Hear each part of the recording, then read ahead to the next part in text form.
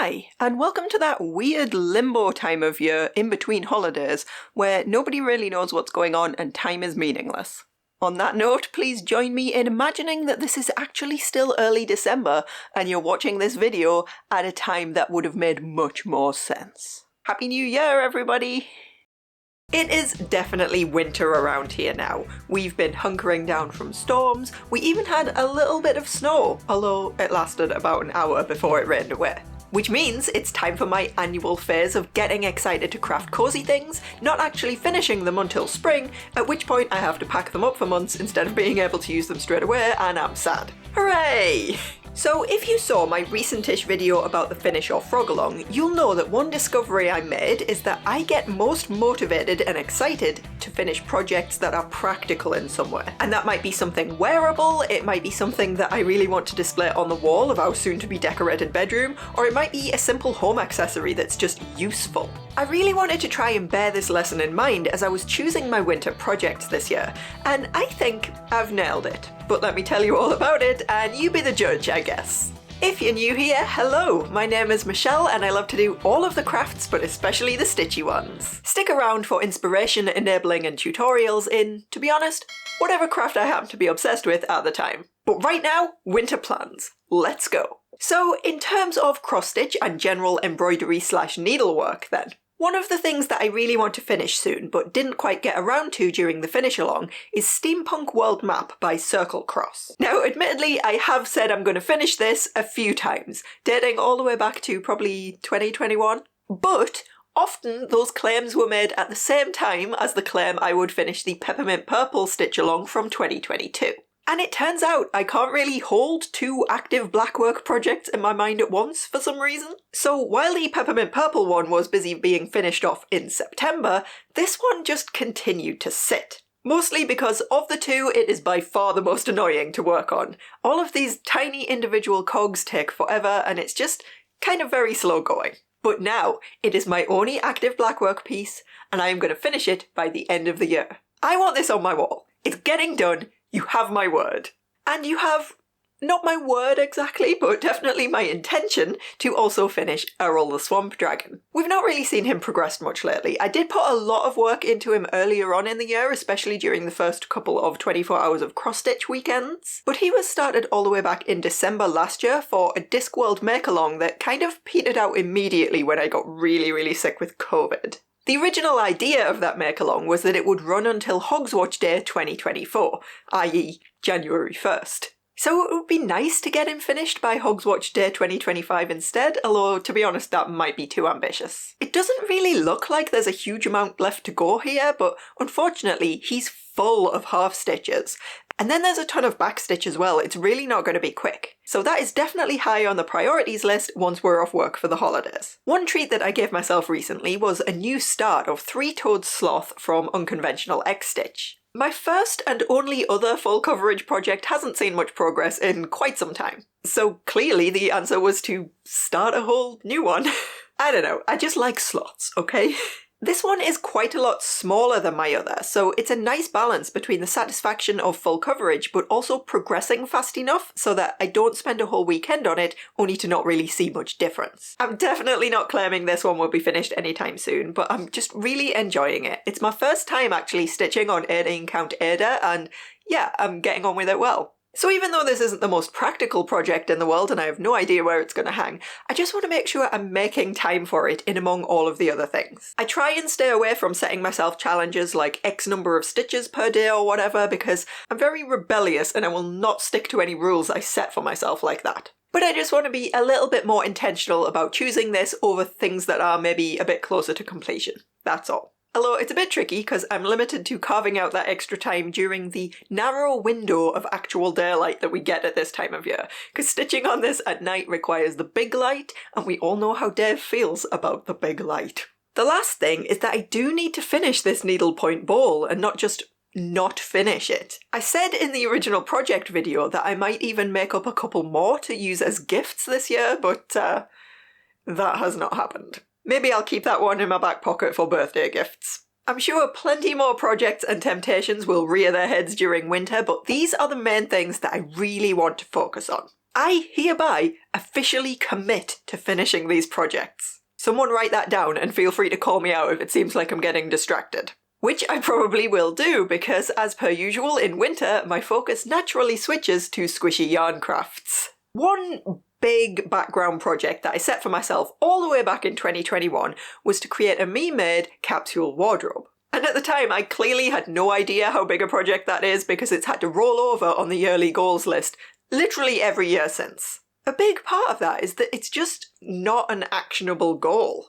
I never really took the time to break it down into ordered actionable steps, or, well, more accurately, I didn't break it down enough. So it never really felt like I had a defined starting point, you know? But another big part of it is that, to be honest, life has just changed a lot since I first set that goal. What I'm looking for in my wardrobe has changed, and to be honest, at the time, I didn't really know much about what I look good in and what I feel comfortable in, which is the most important thing. So it's kind of been a really long time of no progress from your point of view while I think about it a lot in the background, which isn't great for a visual medium like this.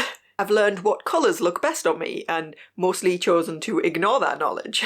I've found out why skirts never fit, I've made things that I really thought would work but turned out to not, and ultimately I think I've gathered enough knowledge to go for it for realsies. The absolute worst thing would be to pour a load of time and money into making an entire wardrobe only to discover that I kind of hate it at the end. So I've procrastinated this until the idea of what I want is well formed, but also crucially hasn't changed in quite a while. We are finally there. I want a dress in dresses. Long dresses, short dresses, strappy dresses, dresses with foamphy sleeves. Dresses in plain boring colours like black, navy and grey. And then I want to spice up those dresses by throwing on colourful accessories like cropped jumpers, cardigans, poncho-style shawls. The layers will be where my other colours like purple and green come in, and I can just wear different things on top of the same plain black dress and it'll look like a totally different outfit.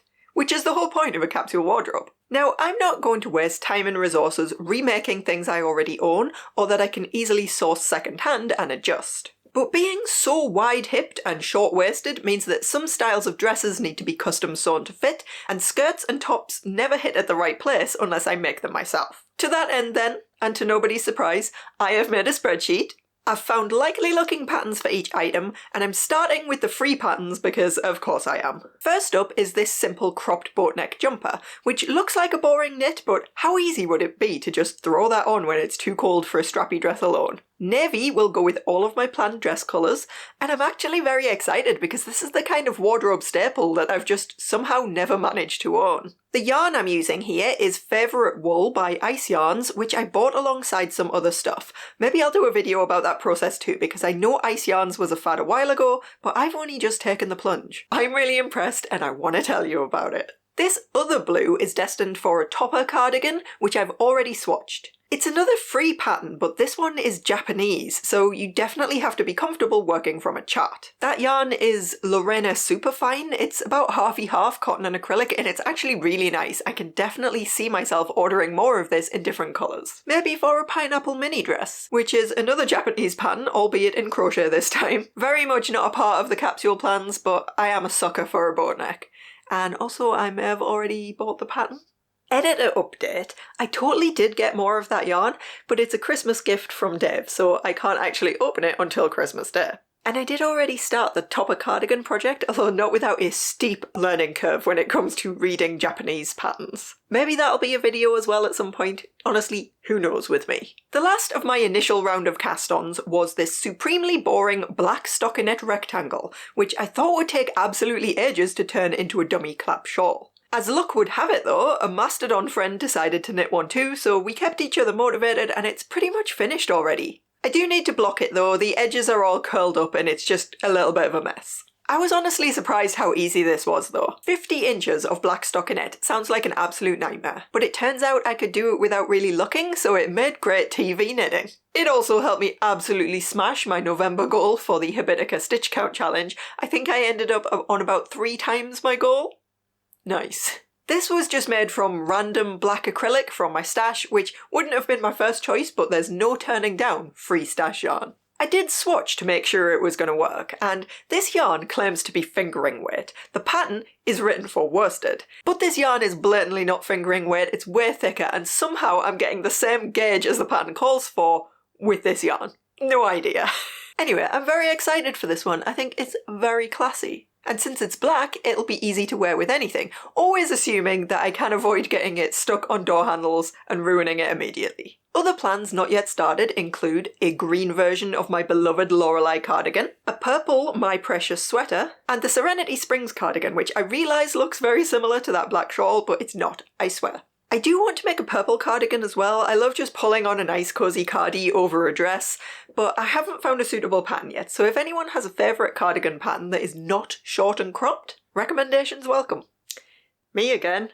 Since recording this, I've come under the influence of the Fasten Off Yarn Along, which is a month-long event being hosted on pretty much any social platform you can imagine. Participating designers held a big sale for the first week and a bit, and I picked up some unexpected new patterns, including Twisting Shadows, aka Goth Midlife Crisis, and this Farmer's Market top, which is Tunisian crochet, and I've never done Tunisian crochet before. So naturally, 4 more days until my new Tunisian crochet hook arrives. As for the dresses and the skirts to go under all of this stuff, I already have a couple of decent knee-length black dresses, and also this longer strappy one that I've just picked up from Vinted. I don't really own any plain skirts right now, but they shouldn't be too hard to make because I have already learned how to make my own curved waistband that fits. I'm also thinking a longer version of this really basic dress pattern in plain navy. I already own a short navy dress that was, again, from Vinted, etc, etc. It's basically just going to be one thing at a time until I fill in that whole spreadsheet. This feels like progress and a very grown-up plan, and I'm excited to wear everything.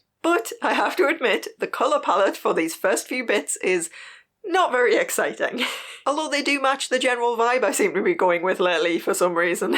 So there we are. Some of these things might not work out and might be replaced with other plans. I might buy too much ice yarns with my Christmas money, and the last you'll ever hear is a headline about how I drowned in an avalanche of my own yarn. We'll just have to see where life takes us. Presumably it's not just me who gets a burst of big project energy at the end of the year, so let's hear it. What's on your winter crafts list? Are you focusing on last-minute gifts at the moment, or just kicking back and treating yourself? Give me things to immediately distract from my very sensible list. Yes! Thank you as ever to my wonderful Ko-fi supporters for supporting me and the channel, and especially to the Stitch Squad, who have now been immortalised in Pikmin Bloom. Marianne Johnson, Sunny, Candy Riley Pettinger, Laura Salatz, Enlightened Flamingo, Cross Stitch the Globe, I'd Rather Be Stitching, Angela Sue Harrison, Emily Hobbs, Lee the Cozy Crafter, Sarah, Angela Wells, Enraged Flamingo, and Alicia. I'll be back soon with some more crafty nonsense, so in the meantime, have a brilliant rest of your day and keep making cool stuff.